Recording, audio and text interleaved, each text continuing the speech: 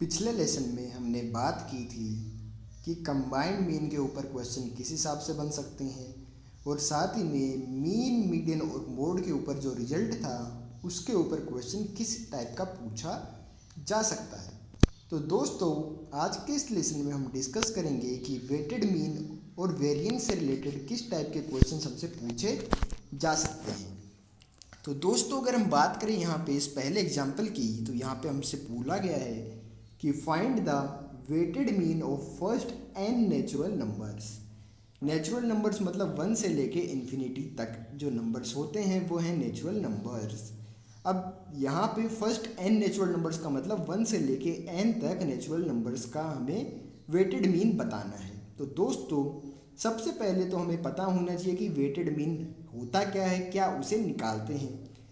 तो दोस्तों, अगर हम बात करें कि अगर हमारे पास W1, W2, W3 से लेके WN अगर ये वेट्स हैं corresponding to the observations x1, x2 so on xn तक, then the weighted mean of the given observation is given by summation of WI xi upon में xi। ठीक, तो मतलब कहने की चीज़ ये है कि अगर हमारे पास W1, W2, WS ऐसे ही करके WN तक अगर ऑब्जर्वेशंस हैं और W1 के करस्पॉन्डिंग जो ऑब्जर्वेशन है वो है x1, W2 के करस्पॉन्डिंग है x2, W3 के करस्पॉन्डिंग है x3, ऐसे ही WN के करस्पॉन्डिंग है xn। तो जो वेटेड मीन आएगा वो कुछ नहीं है, वेटेड मीन उसी फॉर्मूले से निकालेंगे जैसे हम करते थे ना, समेशन fi xi। बस यहाँ पे क्या हो जाएगा, fi की जगह क्या हो जाएगा, wi की वेट कितना है, वेटेड मीन आ गया, बस fi की जगह हो गया wi।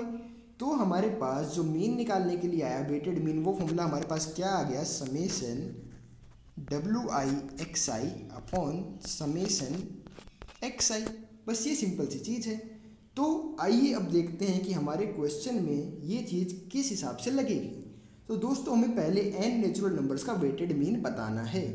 तो दोस्तों, n नेचुरल नंबर्स का वेटेड मीन, तो जो पहला है नंबर उसका वेटेड, उसको करस्पॉन्डिंग किसका होगा, जो मतलब 1 है, 1 के करस्पॉन्डिंग x1 कितना होगा 1, 2 के करस्पॉन्डिंग x2 कितना होगा 2, 3 के करस्पॉन्डिंग x3 कितना होगा 3, 4 के करस्पॉन्डिंग x4 कितना हो गया 4। ये चीज़ है यहाँ पे n नेचुरल नंबर्स के लिए। तो दोस्तों, अगर हम WI xi का समेशन करेंगे तो हमारे पास क्या बन जाएगा, 1 की करस्पॉन्डिंग 1 था तो 1 into 1 plus 2 into 2 plus 3 into 3 and so on, ऐसे ही n इंटू n, ये न्यूमिनेटर में बन गया इनका समेशन। तो आप लोग देख सकते हो कि जो न्यूमिनेटर में क्या बना, 1 इंटू 1 मतलब 1 स्क्वायर, 2 इंटू 2 मतलब 2 स्क्वायर, तो ये क्या बन गया 1 square plus 2 square plus 3 square, ऐसे करके n स्क्वायर तक की सीरीज बन गई। तो आपको पता ही है कि समेशन n स्क्वायर का फॉर्मूला क्या होता है, n into n plus 1 into 2n plus 1/6। यहाँ तक ये न्यूमरेटर वाली टर्म होती है। और अब अगर हम डिनोमिनेटर की बात करें तो डिनोमिनेटर में क्या था, समेशन xi।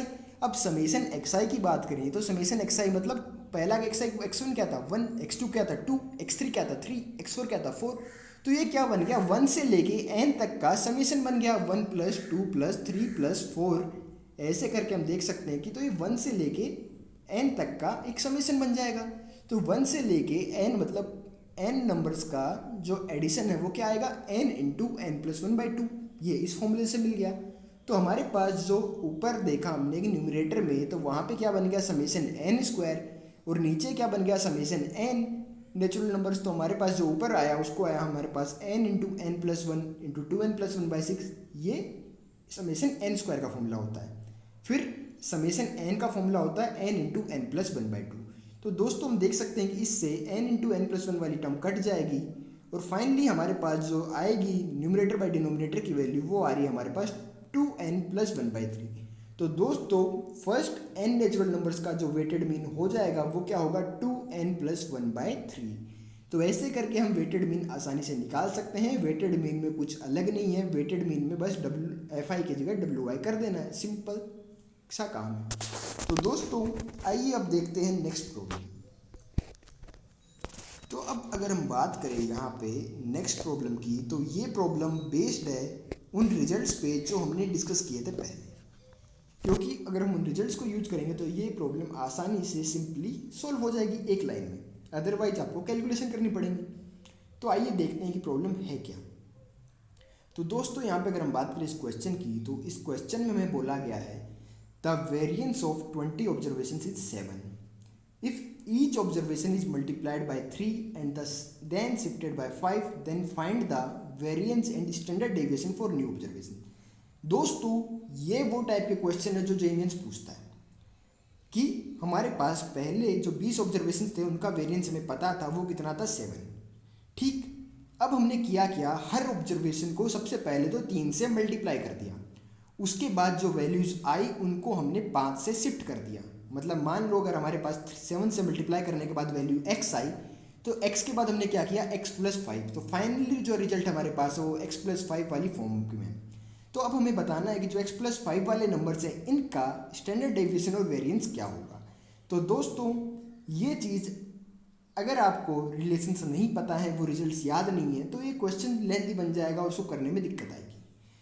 पर अगर आपको रिजल्ट याद है कि अगर हम किसी ऑब्जर्वेशंस को हम किसी कांस्टेंट से मल्टीप्लाई कर देते हैं तो स्टैंडर्ड डेविएशन और वेरिएंस पे क्या फ़र्क आता है, अगर उनको शिफ्ट करते हैं तो स्टैंडर्ड डेविएशन और वेरिएंस में क्या फ़र्क आता है, तो आप ये क्वेश्चन आसानी से कर दोगे। क्यों? क्योंकि ये रिजल्ट है, तुरंत चुटकियों में क्वेश्चन हो जाएगा। और ये रिजल्ट आप लोगों को जिनको नहीं पता है वो आप प्लीज़ जाके मेरा पुराना वीडियोस देख ले, वहाँ पे मैंने आपको ये समझाया है कि रिजल्ट्स क्या हैं, क्योंकि उन्हीं रिजल्ट के ऊपर डायरेक्ट क्वेश्चन पूछे जाते हैं, जैसे कि ये पूछ लिया। तो दोस्तों हमारे पास जो इनिशियल वेरिएंस है 20 ऑब्जर्वेशन की वो है 7। तो अगर वेरिएंस 7 है तो हमारे पास स्टैंडर्ड डेविएशन क्या आ गया इनिशियली √7। क्यों? क्योंकि स्टैंडर्ड डेविएशन का फॉर्मूला होता है √ वेरिएंस। यहाँ पे वेरिएंस की वैल्यू कितनी है 7, तो स्टैंडर्ड डेविएशन हमारा इस केस में क्या आ जाएगा √7। ठीक है, तो इनिशियल हमारे पास जो स्टैंडर्ड डेविएशन और वेरिएंस है वो कितने हैं, स्टैंडर्ड डेविएशन है √7 और वेरिएंस है हमारे पास 7। ठीक, now on multiplying the observations by 3, अब हमने सारे ऑब्जर्वेशंस को 3 से मल्टीप्लाई कर दिया तो वेरिएंस क्या होता है, अगर हम किन्हीं ऑब्जर्वेशन को k टाइम मल्टीप्लाई करते हैं तो वेरिएंस होता है वो k² टाइम चेंज होता है। तो यहाँ पे वेरिएंस को हमने यहाँ पे ऑब्जर्वेशंस को हमने 3 से मल्टीप्लाई किया तो जो वेरिएंस थे हमारे वो 9 टाइम्स हो जाएंगे। तो जो इनिशियल वेरिएंस था हमारा वो था 7, तो अब नया वेरिएंस क्या हो गया 9 टाइम, तो 7 × 9 कितना हो जाएगा 63। ठीक, तो 7 × 9 हमारा हो जाएगा 63। ये तो हो गया हमारा फाइनल वेरिएंस अभी तक का। और अगर हम स्टैंडर्ड डेविएशन की बात करें तो स्टैंडर्ड डेविएशन क्या होता है √ वेरिएंस। तो नया स्टैंडर्ड डेविएशन हमारे पास क्या आ जाएगा √63, जिसको हम सिंप्लीफाई करेंगे तो हमारे पास आ रहा है 3√7। ठीक, ये हमने किया जब तक मल्टीप्लाई हो गया। अब देखते हैं कि हमने अब इसको 5 से शिफ्ट करने के बाद स्टैंडर्ड डेविएशन और वेरिएंस पे क्या चेंज आता है। तो दोस्तों now finally when 5 is added to the new observation standard deviation and variance do not get change.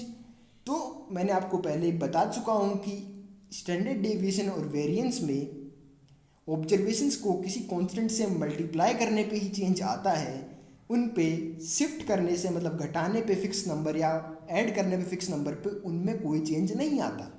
तो मतलब जो चेंज आएगा वो सिर्फ मल्टीप्लाई करने से आएगा, और जो मल्टीप्लाई करने के बाद जो हमारा नया स्टैंडर्ड डेविएशन और जो वेरिएंस है वो क्या निकल के आया, जो हमारा स्टैंडर्ड डेविएशन है वो आया 3√7 और जो हमारा वेरिएंस है फाइनल वो आया 63।